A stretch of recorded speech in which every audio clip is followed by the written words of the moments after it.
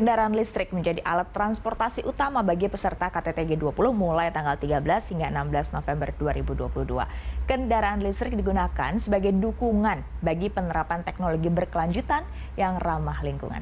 Berikut kita simak informasi selengkapnya bersama reporter BTV, Bella Evangelista, dan juru kamera Haniel Revalino.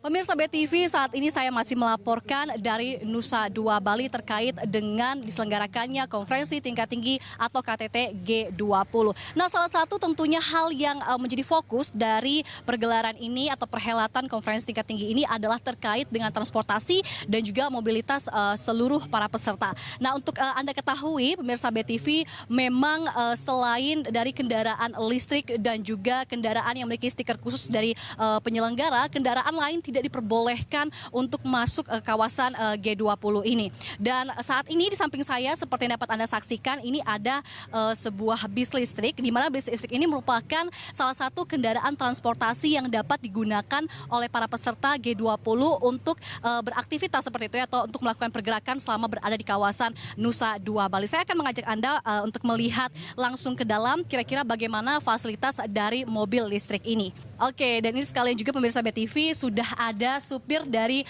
salah satu bis listrik ini. Halo Bapak, selamat siang. Siang Ibu. Oke Pak, kalau boleh tahu namanya siapa Pak? Nama saya Sutrisno. Oke Bapak Sutrisno, berarti Bapak adalah salah satu supir dari bis listrik G20 ini ya Pak? Betul sekali Bu, betul. Oke, nah mungkin bisa Bapak ceritakan sedikit nih terkait dengan pengalaman Bapak sebelumnya, mungkin dari perekrutan dulu Pak. Bagaimana perekrutan dari para supir bis listrik ini Pak? Ya sebetulnya saya berawal dari Damri Jakarta, koridor 18.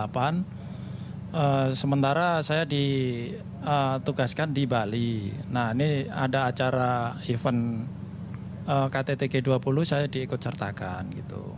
Oke Pak, ini proses perekrutannya berapa lama Pak sampai akhirnya Bapak diterbangkan ke sini, kemudian setelah itu menjadi supir dari bis listrik ini Pak? Kurang lebih 1 bulan. Kita didiklat dulu di PT Inka Madiun selama 2 hari. Pelatihan, teori, praktek gitu. Oke, tapi berarti sebelumnya Bapak punya pengalaman untuk mengendarai bis ya Pak ya? Iya betul, punya pengalaman mengendarai bis sehari-harinya begitu Bu.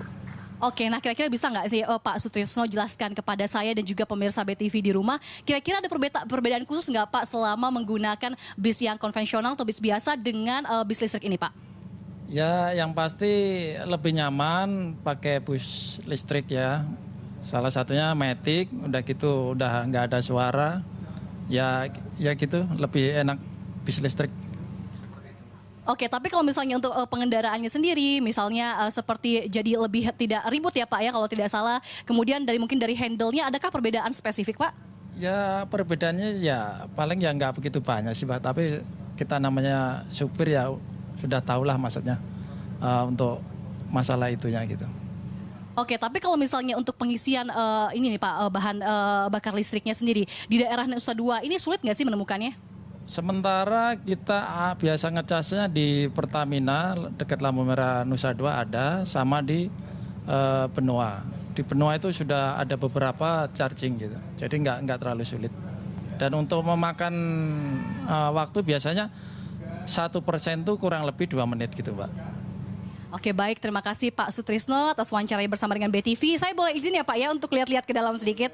Oke, nah ini pemirsa BTV adalah sedikit penampakan ya dari bis listrik yang biasanya digunakan mulai dari tanggal 13 ini sampai dengan nanti puncak acara tanggal 16 November 2022 oleh sejumlah atau lebih tepatnya oleh para peserta G20 yang hadir langsung di Nusa Dua Bali ini. Saya akan menunjukkan kepada Anda pemirsa BTV, ini bisa dilihat di sini. Nah ini untuk kapasitas dari bisnya sendiri, ini ada untuk para penumpang duduk itu maksimal 19 orang dan para penumpang yang berdiri itu maksimal 5 orang. Ini di sini kursinya kita bisa hitung ya pemirsa BTV, semuanya ada 19 dan untuk pegangannya sendiri ini Anda bisa lihat di atas sini, itu ada 5.